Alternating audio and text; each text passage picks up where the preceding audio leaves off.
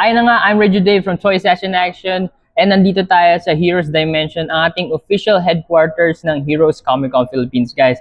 So yeah, this right here, guys, is the available item for today, and ito yung ating The Mystery Machine set with the Scooby-Doo, or Scooby-Doo set if you will. So this is a vintage set, guys, and it looks amazing. Ang linis, of course. Kaya kita nyo naman yung ating Scooby Gang, di ba? Ang linis ng kanilang paint apps, and of course yung condition ng particular set na to. If you're a fan, of course, of Scooby-Doo, this set is a must-have. And syempre, if you just enjoy yung pop culture, you want something very classic in your collection, if you're building some of the old cartoons na lineup, this is a set to have, especially with the Scooby-Doo set, diba? You can never go wrong with an awesome Scooby-Doo set. So there are a couple of versions dun sa ating Mystery Machine. So we also have this one that is available right now. Kasi we also have one in our personal collection, and yeah, we just enjoy it and we want to share that experience with you guys. That's why we have another spare